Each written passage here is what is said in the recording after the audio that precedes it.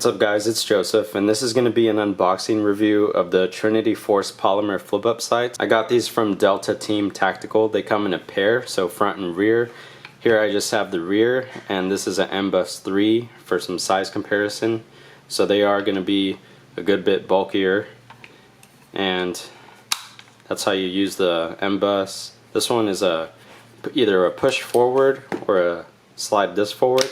There you have it, popped up. So far I do have a couple issues with them.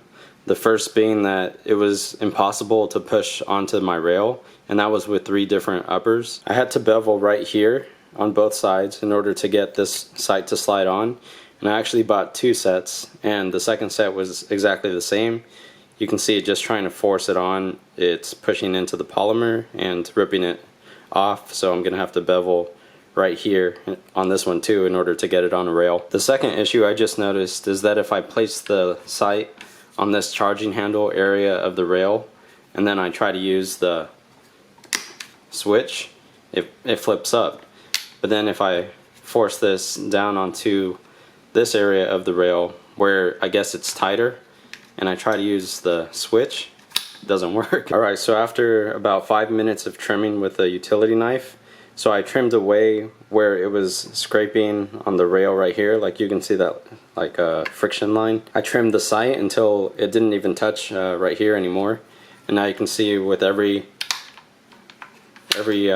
use of the switch, now it actually does flip up. Alright, so my third issue with this sight is that when you're using the small aperture, you cannot get it to lock down, because when you push it down, the larger aperture runs into your rail. To get it to lock like that, you would have to switch it back, and then you can get it to lock down. So that's an issue for me, because the main reason I got this backup sight is to use the small aperture.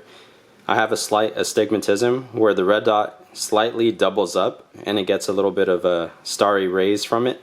But if you look through a small aperture, it actually really clears up the dot. So my main use of this would just be for more precise red dot use. So what I'm actually going to try and do right now is cut this aperture in half, and then I'm going to open up this aperture a little bit because it's just slightly too small. So if you compare it to the MBUS 3, it is a good bit smaller. So I was able to use the Dremel cutting wheel to cut this almost flush. That way, you know, it can easily lock in, and I can use the small aperture. And then I did open the small aperture to a 1/16 bit from this nice DeWalt set. Affiliate link in the description if you want to check that out. So with a bit of modification, I'm pretty happy with the rear sight now.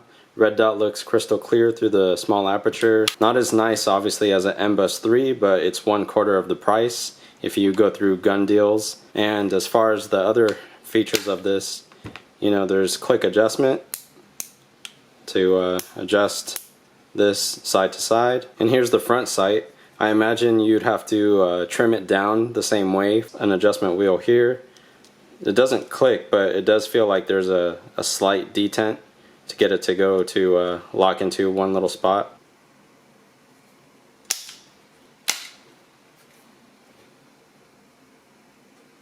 You can see I didn't quite put it in the last slot. I put it in the second from the last, and that's just because of the bulk.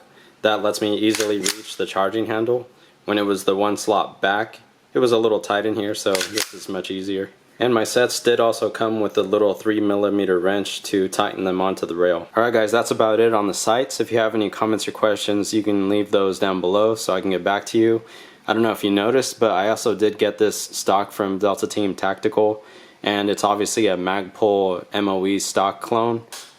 I took this to the range, was very happy with it. The texture on it is more slick and matte compared to a real Magpul that is going to be a bit grainier and darker. But this one also comes with the QD mount, so that's a plus. Alright, for my next video, I do want to make an update on this Strybog SP9A3S that I got to shoot suppressed at the range, so subscribe if you want to check that out.